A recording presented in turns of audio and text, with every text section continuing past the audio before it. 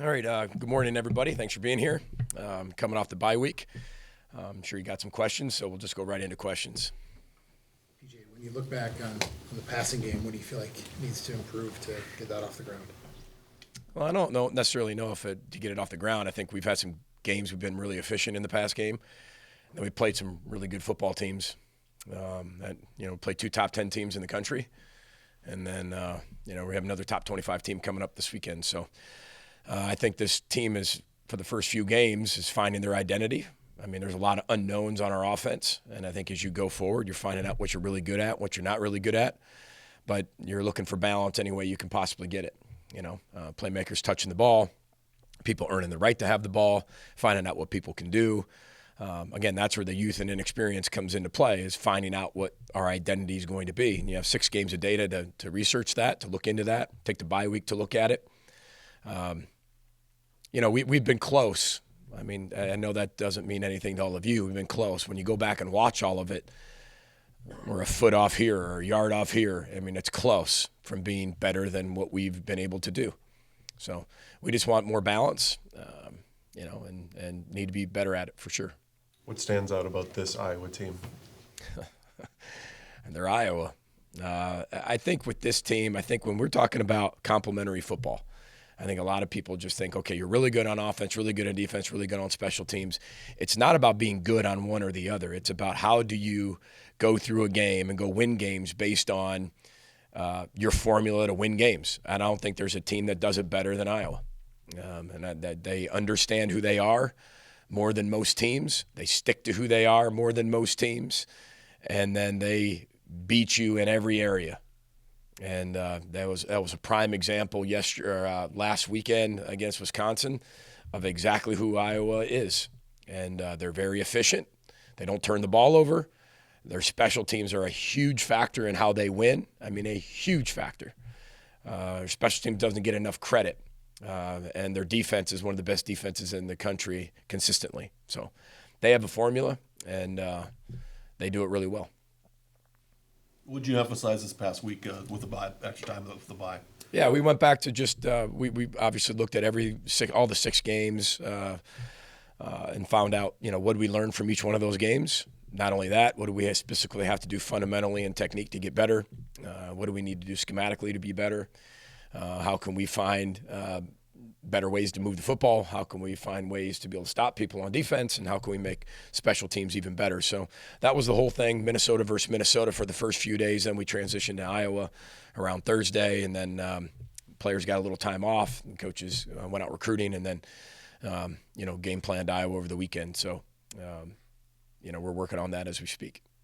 What do you think Ethan has learned from these first 6 games just about leading and running the offense as best he can? Well, I think that he's maturing with every game that he plays in, and I think it's just like, depositing, money into a bank. He's putting more deposits in there by the game, mentally, physically, and emotionally. I think we all see he's got every physical skill, but it's going through different environments, going through different situations, having the ebbs and flow of a game, the response mechanisms, the leadership, influencing everybody on the football team based on your body language and everything that goes into play with that. Learning, he's learning as well. It's not like he knows all of it. So I think it's, he's every game he's getting a little bit better in his responses to what he does.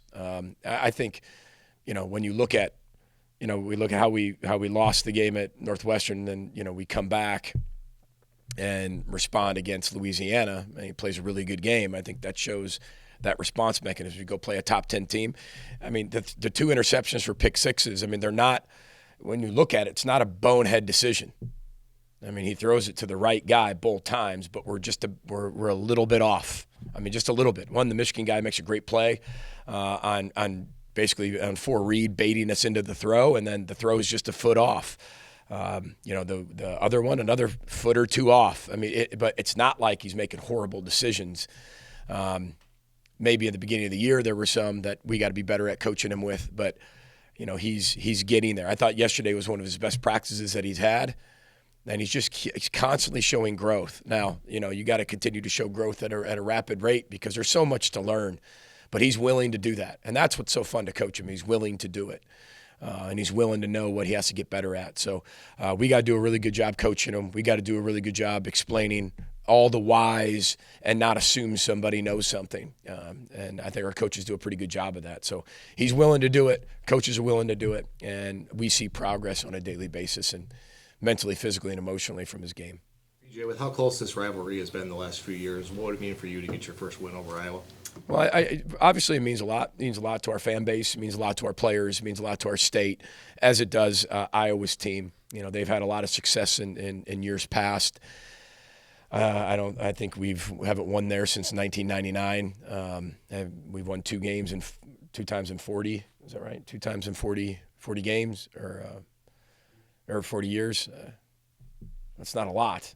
So, we've got to work it out for us. We know how good they are. Game's been really close the last few years. That's what rivalry should be. I think both teams really respect the rivalry. The fan bases really do. Iowa's obviously had the upper hand over the years, but, we're preparing to do everything we can to be 1-0. It's a 1-game championship season. It's a huge rivalry game. We've talked to our players what it means. They understand that. A lot of guys who have been here understand that. They know how close we've been, and we kind of do the history of the rivalry just like we do every other rivalry game. But we're going in to play a top 25 team. We know that. They know all the facts that everybody reports. But we just got to go in and play our best game, offense, defense, special teams. I mean, this team still has not played their best football yet, and that's my responsibility and my job to get them to. And hopefully they can do that on Saturday afternoon.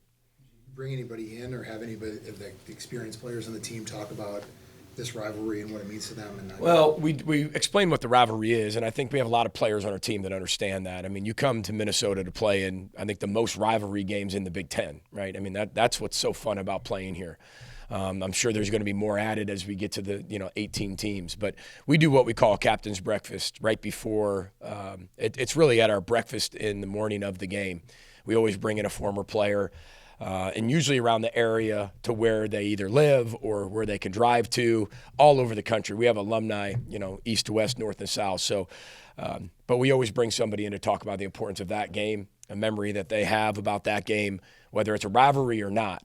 But usually when we play in a rivalry game, we bring somebody in that, that has that connection to that rivalry, did something special in that rivalry game, and can really bring that to them. Ricky Foggy spoke last week. It did a great job. I mean, he was short, sweet, to the point. But those are the type of alumni we bring in to just I learned that from Jim Tressel when we were at Ohio State. He did that the morning of a game, and I thought that was a great idea to connect the alumni to your current players. And our alumni do a fantastic job with that captain's breakfast. And people drive hours and hours and hours to be at that. Some fly in for it just to spend 10 minutes with our football team and deliver a message. So that's something that we started here, and I think it's a great tradition that we have, and we'll continue to do that. So Michigan or Iowa's a very physical team. Yep. Does that change the pace of your rotation of players at all, keeping people fresh? I think that we will have a game plan for that. You want the drives to be shorter, that's for sure. If Iowa's going to run the football, they've had times they've ran the football 15 straight plays in a row. If you go back and look at all their cut-ups, right around that number. So, they have no problem doing that and moving the chains. They get your eyes in the wrong spot, play action pass. Screens have hurt us in the past. Eyes been in the wrong spot. They've had some good things dialed up for us. They've been really good on the first drive. For us, we just got to find a way to be able to get off the field on defense. And we're going to do our normal rotation as of right now. But they have different personnel groupings than what we faced. So we'll have things for that as well. But, if you have a 12, 14 play drive, you're rotating guys as it is. So it's not necessarily just you're changing that based on what they do schematically. You just want to make sure you can get them off the field as fast as you possibly can, and then sustain drives on defense or on offense and for their defense, because that's where they get you. Then they flip field position so well. That's the thing. They could be punting from their 25-yard line, and they could have went 3 and out, and it's 3rd and 10. And they've burned 2 minutes off the clock, but their punter punts at 65 yards and completely flips the field. Now you're inside your own 20 when you think you're going to get pretty good field position. So that's a credit to them and what they do and how they and the players they have and the philosophy that they have. Every drive that you look at seems to be an 80, 90-yard drive. or it has to be. I mean, Penn State ran 90-plus plays. Penn State, 90-plus plays and scored 31 points. And defensively, they're very swarming, a lot of different fronts, a lot of different blitzes, so Yeah. they really come after you defensively. They do. I mean, they're I can't say typical, because I don't want to say typical Iowa defense, because I think that gets redundant over the course of time, but it's a compliment when I say it. It's typical Iowa defense. They keep everything in front of them. They limit explosive plays. They're great tacklers. They swarm to the ball. They have a knack to get the ball out. They have a knack to be able to pick balls off. They're constantly creating takeaways. They had some takeaways at the early beginning of the year, but it's not like that has followed them as they've continued to go through the year. They've taken care of the football. They've made their opponents make mistakes, and then they just squeeze you out.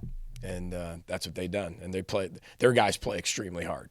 I mean, they rotate a ton of guys, and they play a lot of guys, but they're very good, very physical, very good at the details of the game within their system. What challenges does Cooper DeJean present in both secondary and on returns? And he's one of the best return men because he's fearless. He'll catch any ball. He rarely fair catches, if ever. He's going to make you tackle him in space. His thing is make the first guy miss, and then from there, I mean, it's game on. I thought Wisconsin did a good job of the way they had their punt formations and what they were doing to be able to swarm and get him on the ground. But there are plenty of times it probably called for a fair catch. It didn't fair catch it. Now, he's a true football player. He's tough. He's smooth. He's smart. And that carries over to when he plays corner. He doesn't let many people get behind him. He takes the game very seriously. You can tell he's a student of the game. He's not only studying, obviously, the scheme stuff, but he studies his opponents. You can tell by the way he plays everybody just a little bit different. He's got great ball skills. He's smart. He's tough, physical, and he can flat out fly. So I think one of the best players in the conference, overall football players, because he can play any position. I mean, you can put him in any position, he'll play it. Offense, defense, special teams, that's what makes him really special. He's a true football player. I think the best compliment you can get from somebody is telling them you're a football player. And people know what I mean when I say that. He loves the game, you can tell, by how he plays, and it jumps out on the film. Personally, in the program as a whole, what's the best part of a bye week? Well, I think it's not to hit a reset button, because I don't think you ever reset because you're in an actual season. You reset when the season's over and you got a new football team. So I think for us, it's be able to reflect on where you were in 6 games, squeeze all the juice from the orange, draw a line in the sand, and say, okay, we got to be better at these things. I've already said we played an entire season within 6 games. We played 2 top 10 opponents. Again, we've been ahead. We've blown a team out. We had a team come back on us. And we've experienced an awful lot. We've played some of the best players and best teams in the country. So, I mean, those are things that we can learn on and learn from. I think when you play some of those teams early, it exposes what you're not very good at very quickly. And it's very transparent and honest, because you're not just saying it as a coach. You're looking on the screen and you're saying, here's the data, look. And our guys have been very receptive to that. They understand. Our coaches have been receptive to that. We're all working together to be better. So the bye week's really important too. Plus, I think the players can take a little bit of an exhale, do everything you can to get guys healthy. It rejuvenates you, I think. Some guys went home. Sometimes that helps, especially a lot of our younger players who are playing. It's good to be able to get home and see your family. They've been going pretty hard for 11, 12 straight weeks. So, it was well needed for us at that time. I've never seen a bye week come at a bad time. You played a whole season in these first 6 games, and then preparing for a game like the game against Nebraska, where every point, every drive matters, and it's kind of like a defensive battle. How have you prepared your guys for that? Well, I don't think it's hard to prepare them for a game against Iowa, because they know what those games entail. We have some guys that you have to inform what it's going to be like. But it's not only that, it's the environment. I think Iowa creates one of the best college football environments in the country. I thought that when I was a GA at Ohio State. I thought when I played at Northern Illinois, our trips to Iowa. I mean, their fan base does a great job of supporting their team, and they got some of the best traditions in college football, and the Wave is I think, the best. So there's a lot of different things that we prepare our team for when going there. But you know what you're in for. I mean, it is a true rivalry game that throw the records out the window, throw the rankings out the window. Both teams want to be 1-0 at the end, and they've got us the last few years for sure, and taking advantage of that. PJ, is the plan for Cody and Darius to practice tomorrow? Well, that's always the plan. That's always the plan. I'm not the trainer, so the plan for me is always to practice them, if we can. But the injury report will come out 2 hours before kickoff. But that's the plan. What makes Iowa's run game so tough to stop? I see they ran for 236 last week. So what's the challenge for you defensively there? I think from like an average fan standpoint, this is no disrespect. It's like, well, all they do, like they just run the ball. Like I told you weeks ago, they're like, my dad's like, you just run the ball in the middle, and then you just run the ball on the outside. You're running the same play over and over. Well, technically, no. Iowa does such a great job of doing what they do, whether it's gap schemes, whether it's zone schemes, and they just keep it going. They make you fit it perfectly every time because the backs are really patient. I think what makes really special running backs is the ability to be patient. There's times not to be, and then there's times to be. And I think they have a great sense of what each individual play represents, whether it's zone schemes, whether it's gap schemes, what does it call for, and everybody finishing their blocks. And then sooner or later, it comes spitting out. You look at that game, and they have a huge 70-yard run for a touchdown. Their backs can finish it when they're in the open. You fit the gap and your eyes get in the wrong spot one time. They gap you out. They play a lot of 12 personnel, a lot of 13 personnel. They'll add a lot of people where every gap matters. And then they do some movements and shifts and some reverses and motions. You start doing that, and one guy gets his eyes out of the gap, it's a touchdown because you're not going to sit there and play him in cover 2. You got to get people down in the box to be in those gaps, or you're going to be given 8-9 yards of carry. And that's when some guy doesn't have their eyes in the right spot and you take the cheese somewhere, it comes out for 70. And they just do it over and over and over and over and over. And eventually their defense is so good that even if they score one touchdown, that's going to be good enough to beat you. Right? So they can do it over and over and over with that consistency because eventually you will make a mistake. And they control the ball. Now, if you're not controlling the ball, you can't do that. If your defense isn't good, you can't do that. Right? They can do that because that's the complementary piece of that. And I've got so much respect for what they do and how they do it. And they don't get enough credit for it because it is special because of how consistent they've been with that style for so long. Take one or two more for Coach, if you're all right. With that, how critical are cleaning up little details in this bye week? They've been critical. We started them usually maybe a little bit earlier than we normally did just because of how much inexperience we have over on that side of the ball. So we've got to make sure of those things. And, we're throwing a lot of things at them, even from past years. And I know they're going to have new wrinkles, to what they do to make it hard for us. But, we need to make sure our guys are in the right spot and they're disciplined to make sure their eyes are in the right spot. What have you seen from Deacon Hill in his first few games? Well, he can really throw it. I think that's one thing that, you sit there and say, okay, well, you get to the next guy, who's it going to be? And, he can throw the ball a long ways. He's got a big arm. He's strong. He's big. You're not going to bring him down with just one person either. If you're going to sack him, you've got to be able to bring a lot of people, and they've got to get a hold of him. They're getting the ball out of his hand really early, so nobody can necessarily get to him as much. And they're efficient in the pass game when they do throw it. They are completing it, catching it on the run, and being efficient with yardage. And they're getting the ball. I know they've had some tight end injuries, but they'll always have a plan to get the ball to some people, some way, somehow. You go back and look at how they've hurt us in the past. It's been through either screens, it's been through a shot, it's been through things like that when it's gotten boring. You got to break boring with these guys. You got to break boring. And that's been our whole message of the week for them, break boring. Because boring, to do the same thing, get your eyes in the spot. Human nature tells us, that's when somebody runs by you when your eyes get to the wrong spot, doing the same thing over and over and over, and that's how they get you. Very good football team. Should be a great matchup. Be a lot of fun in Iowa City. All right. Roll the boat, Sky, Michael Gophers. Thanks for your time, everybody.